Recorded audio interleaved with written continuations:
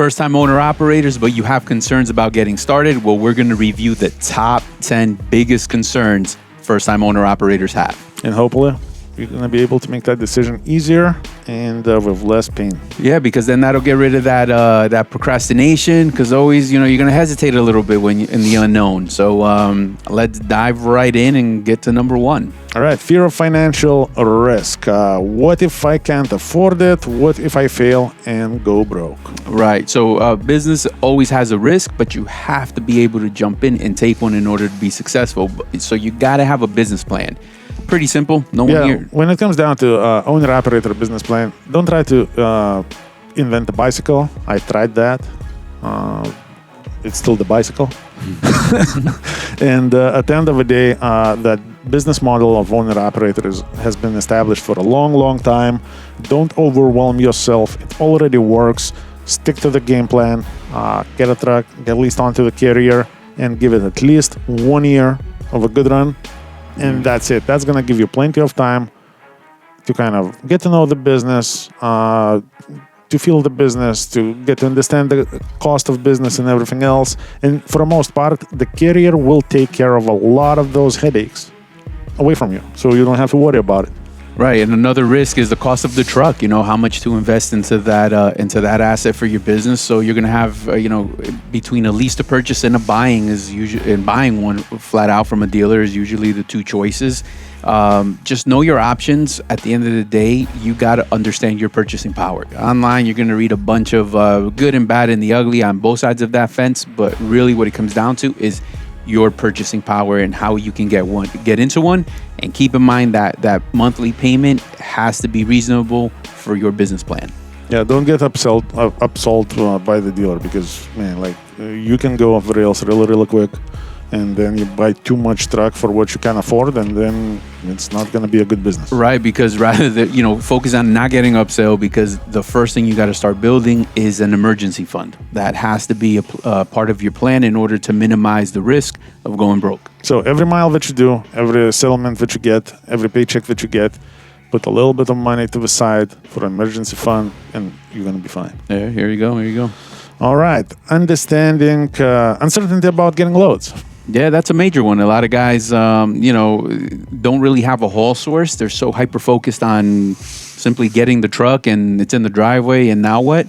One of the things you want to lock down while you're starting this journey is getting yourself lined up with a reputable carrier, just like Voyager. We do this all the time. That has access to steady loads, keeps you moving, and that is the key, keeps you moving. Also, one little tip that I can add to this, if you're doing the research online and looking for answers, there's going to be a lot of people talking about dedicated lane, dedicated freight, and usually it sounds like it's something very stable, very steady, very predictable. Very safe. Very safe. However, it can be further from the truth. The reality is this. Even if you choose the carrier that has some specific dedicated customers that you like or whatnot, you got to make sure that the carrier, at least the first carrier that you're going to give him, let's say, your first year in trucking, you want to make sure that carrier has a efficient dispatcher who work with load boards. Because I know it sounds like shit. No, but for somebody who doesn't know any better. Right, but just imagine this, guys, right? So you want to make sure that dispatcher knows and has an ability to navigate on the load board because let's say the customer freight dried up because you did that. What? You want that dispatcher to have versatility to find a solution to your problem. That's what our people do here. It's about knowing the market, knowing the brokers, knowing what's paying and what's not, and how to navigate in this game called trucking. So even if it sounds counterintuitive, the load board is the most stable thing that you can actually get because no matter how the market does, no matter what happens, you can get freight every day at any time, no problem. Yep. Another major concern would be not understanding your business costs. I think, digging in real deep and understanding and really understanding what it costs you to run your business. So I would say, I would suggest to really simplify. Two extremes that you want to avoid. Number one, you really want to avoid calculating the cost of doing business per mile for every single load, because then you're going to be living in a nightmare. It's going to be just like a really bad experience. Let's say if you're a Florida-based owner-operator coming out of Florida, the first load, you're going to feel like your business already failed? Right. So you do have to, I agree, but you do have to understand your costs. To your point, guys, you got fuel, insurance, maintenance, truck payments. These are all fixed costs. And when we say fuel, we're not just talking about, the price of diesel and we're talking about what is how many miles are you getting to the gallon on your truck. That's important to understand when you start your business. So, but keeping it simple, the fixed cost, just like Christian mentioned, that you calculate monthly. I think that's the best way to do it. So you have to know what your fixed cost monthly, and then you obviously want to do as many miles as possible per that month to drop that fixed cost down. And then the fuel, absolutely the biggest expense in your owner-operator business. You got to do whatever it takes to get that fuel mileage up, because that can ruin your business. If I have to just use the average number where you have to be, you got to be at 6.5 miles per gallon or better for anything that would have anything to do with success. Right. So the best way to control this, or to kind of monitor it to see how you're doing, start yourself a little spreadsheet, very easy on Excel, and just like Mike said, every single month you're looking at that and looking for areas of cost savings, which would mean improvement for you. Owner-operator partnership is very real. I got tons of guys who are making $4,000 take-home. Learn how you can do that by giving me a call at 863-342-5171. We are conveniently located in Lakeland, Florida. We are a Florida-based trucking company that is here to provide you resources to be successful. So once again, it's 863-342-5171. Number 4, what about truck maintenance and breakdowns? I know this is a big concern for a lot of people that are out there, in choosing that reliable truck, that perfect truck that's probably going to never break down. Like, some guys are taking mechanics over there to do the pre-purchase inspection. The guy's going to look at it, but nevertheless, it's still a used truck. It's new to you, so you still have to set up that maintenance fund for it. Yeah. So, couple of points that I want to make. Under no circumstances, fall in love with some project truck. That's a bad idea. If you're buying some beat up truck that you think that you're gonna rebuild this, rebuild that, man, it's gonna cost you everything, and you're probably going to fail. Get the best truck that you can afford. If you have a mechanic that can go with you, or if you maybe understand good about trucks, do it yourself. I would always suggest people to, let's say, if you currently working as a driver, and let's just say you are driving, I don't know, freightliner Cascadia. Mm-hmm. I think it's a good idea to actually look for freightliner Cascadia, because now you're gonna get a truck that you're already familiar with. Oh yeah, at least to some degree. Obviously, always calculate, some dedicated amount of money per mile or per dollar or whatever else that you're gonna dedicate to that maintenance fund. Always put it aside. Don't go over crazy, because I've seen people, we get like on this high horse and we're like, I want 50%. No. I think a good place to start is actually 10 to 15 cents per mile. And you know what? A lot of big companies are doing that, so they put a lot of research into that. They didn't just magically take that out of some hat there. So yes, start there. I would say 10 cents, 10, 12 cents a mile, that would be a very good number. 15, that's on the high end. I don't think you need to do more than that. Obviously, that's assuming that you bought a pretty decent truck. You obviously, again, like that was just my experience. Ideally, I used to, when I bought a truck, I used to, as an owner-operator, I was responsible for my own parking. The companies that I worked for did not provide any parking. I was always looking for a parking that has a mechanic shop right there. Yeah. And then you develop that relationship with a mechanic shop, and then, we know you know them.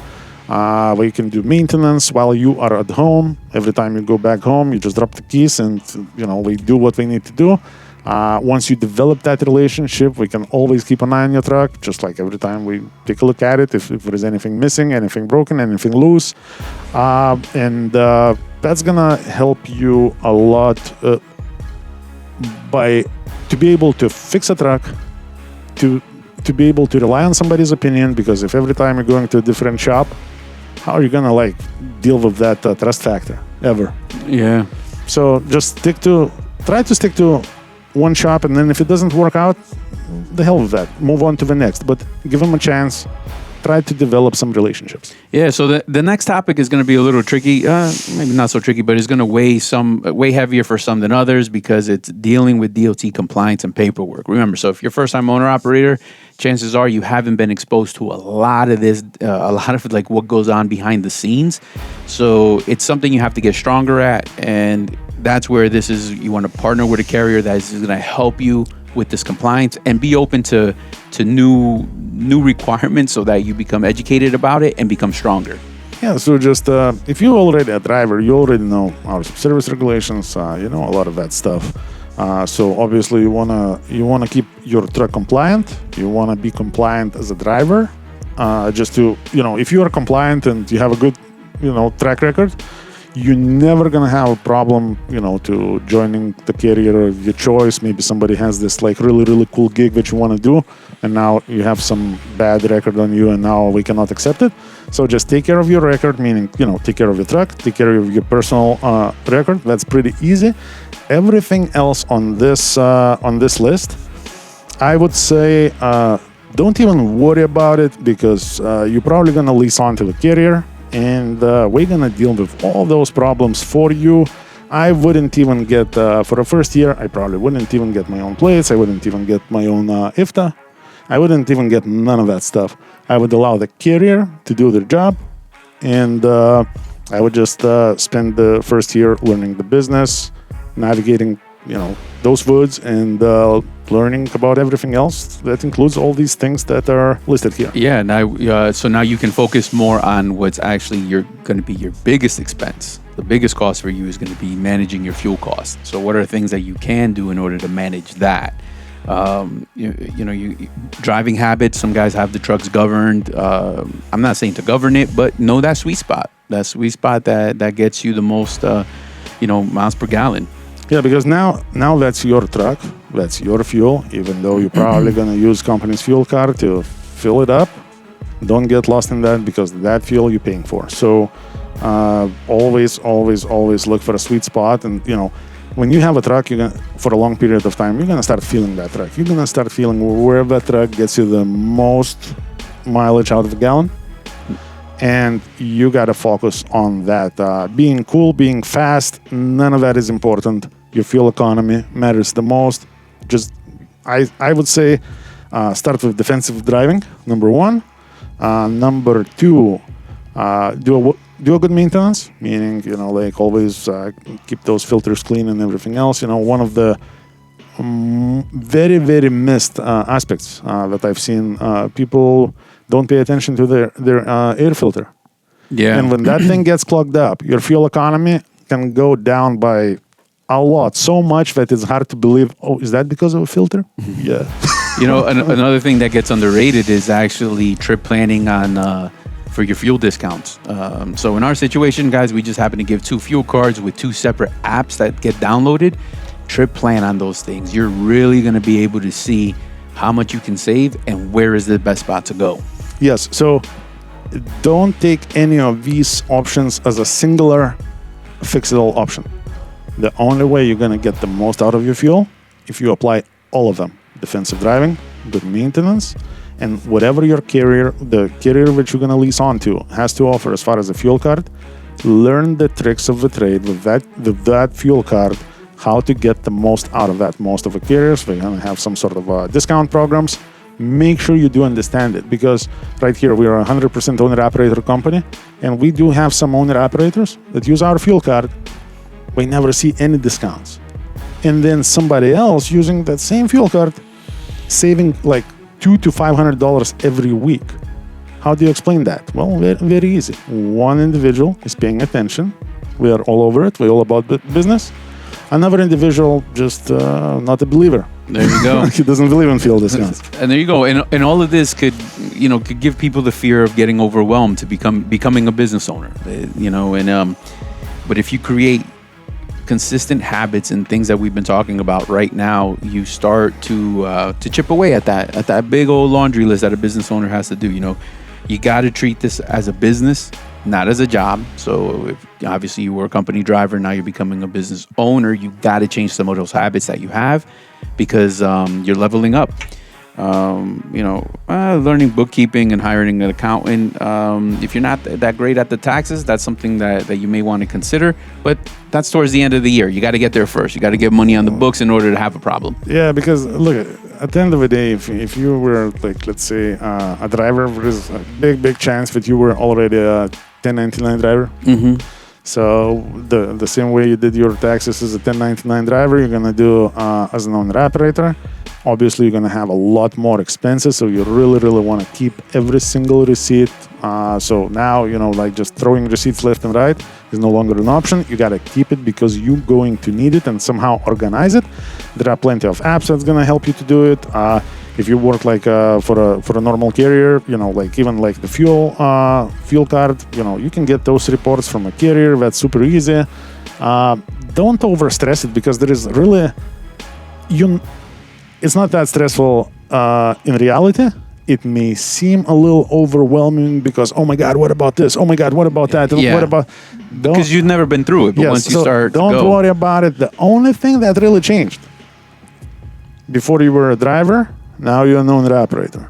So the only couple of things that changed because of that, now you have to kind of keep your paperwork together. You still don't have to become a CPA. You just have to keep everything together. Operators looking for the best business owner opportunity, look no further. I got all the programs that are going to make you successful. Everything to operating from 2 different fuel cards, top of the line trailers with a maintenance program that is unbeatable, to plates, insurance, you name it, we got it. All you got to do is give us a call, 863-342-5171. Learn more and get started. The only one thing I would say, and it's just in my opinion, is guys, like, you really got to be disciplined about spending and saving. So first-time owner operators, I don't know, man, maybe you set yourself a rule like, all right, I'm not going to make a major purchase for a year just to get everything under control, let this thing ride out, because spending can become a problem.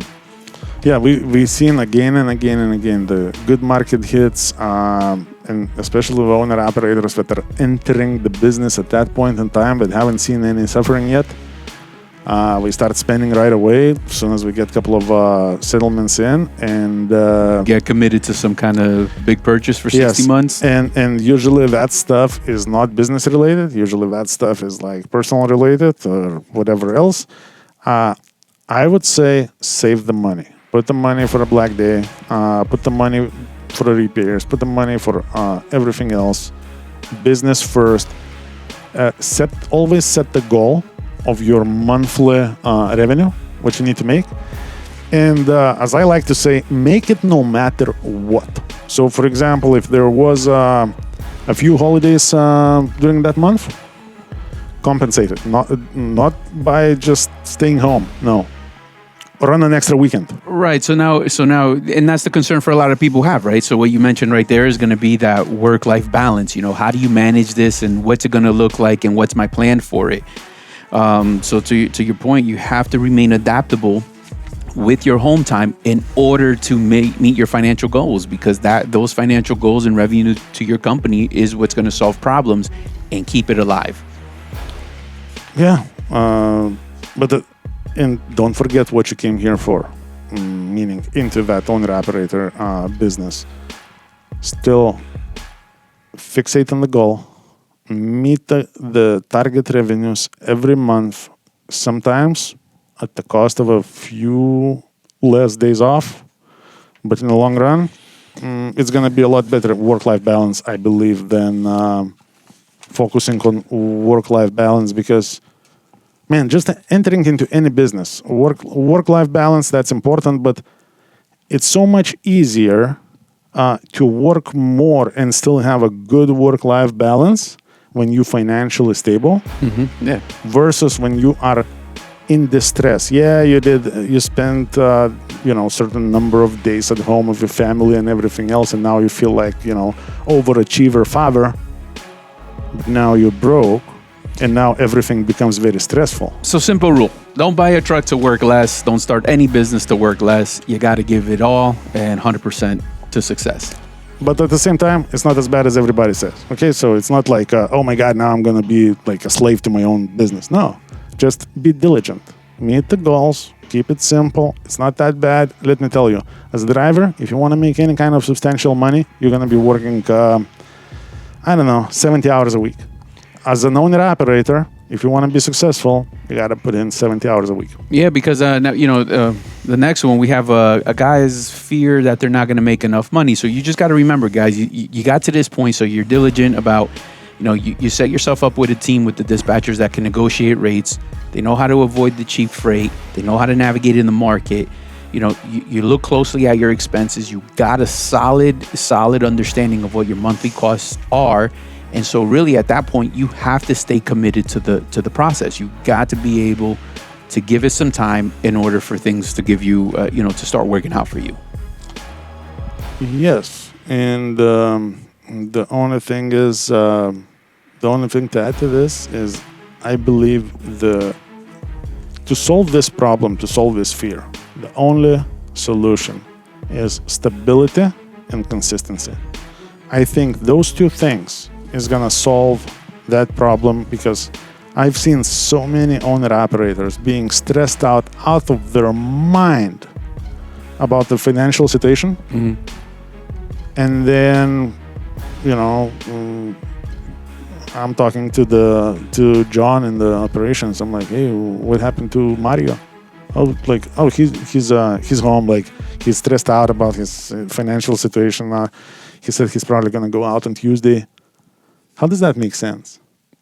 If you're stressed out about your financial situation, like, you should be stressed out about your financial situation on the road. Like we say, you just should be working your plan, the plan that you made Monday to Friday or whatever. Work the plan and stay consistent. Yes, and then and then Tuesday comes in, same guy still at home, and then Friday the settlement is scrapped, so there is even more stress. Don't do this to yourself. Keep it simple. Don't overthink it. Set a very reachable, normal monthly goals, and reach them every single time. So, for example, if a little situation happened, and let's say your mechanic was supposed to get that truck ready to roll Monday morning, and something happened, and now it changed into Tuesday morning, man, give your business a Saturday. Not a big deal. It's all right. It's going to be better days. But don't cut everything short every single time. Reward your business with your effort, and you're going to see the results. Yeah, because a lot of people allow all of this to give them, a lack of confidence into taking the first step. So remember, guys, you don't have to have a perfect 100% plan to get started.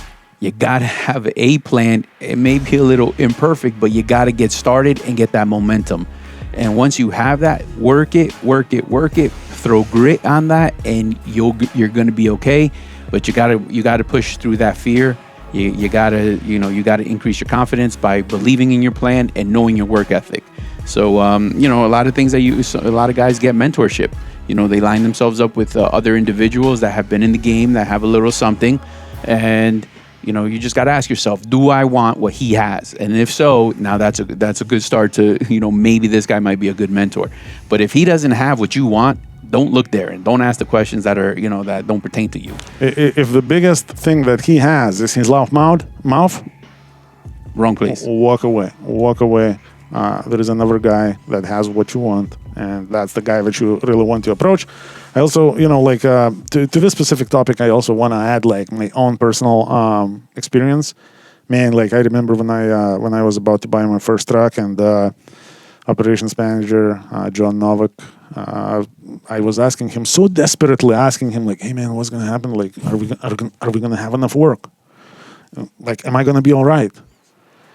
And I kind of feel right now, I feel his pain, because his answer was like very vague, just like I would answer right now. Absolutely, man. Because he's like, let me get my crystal ball. Yes, Mike, like, everything's gonna be fine. So basically, by asking those questions somebody, you're putting a lot of responsibility onto the individual. At the end of the day, it's trucking.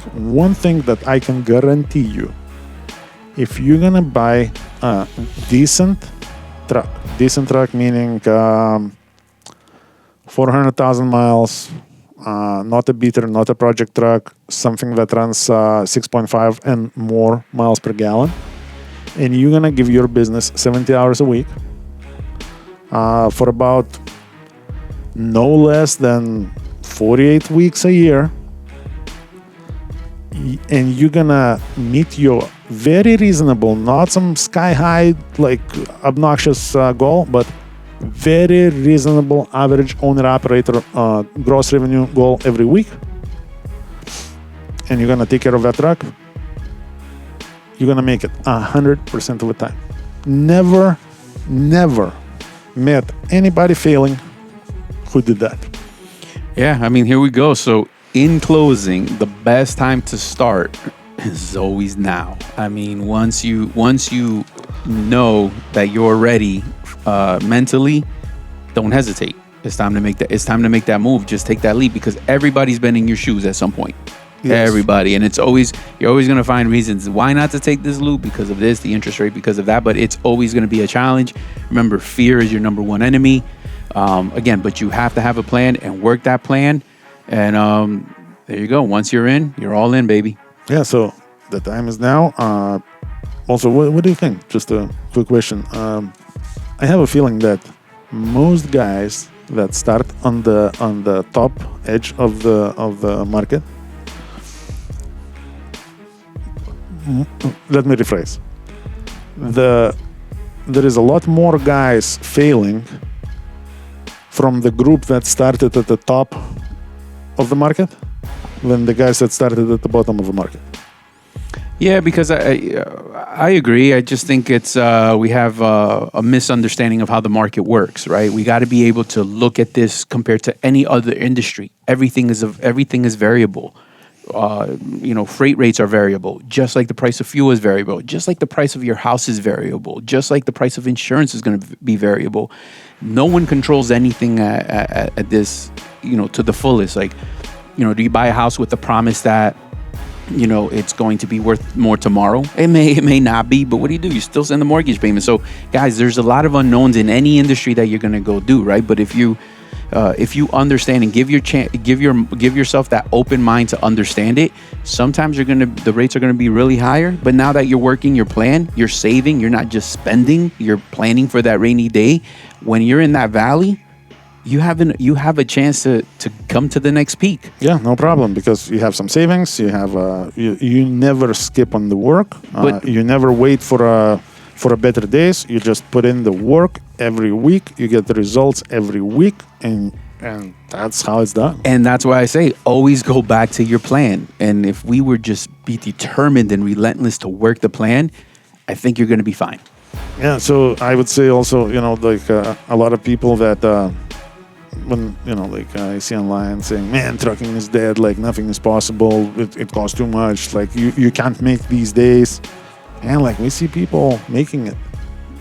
Yeah, I mean, and again, guys, what's the source? I mean, is that his contribution to help somebody out? Like, there's nothing else to do. Well, again, the funny thing is, like, the louder somebody talks, usually I would approach them and be like, "Yeah, man, come on over to a podcast. Tell us how it's done." Yeah, I mean, for you to go spread that knowledge, like everything else in your house is straight. Everything else is fucking paid. Like, come on, man. Like, yeah. So believe me, guys. Us putting our faces in front of the camera, we're right here. We are, we're running a trucking company. We got real names. We are working for a real company. We got real people working with us. It comes with a lot of responsibility.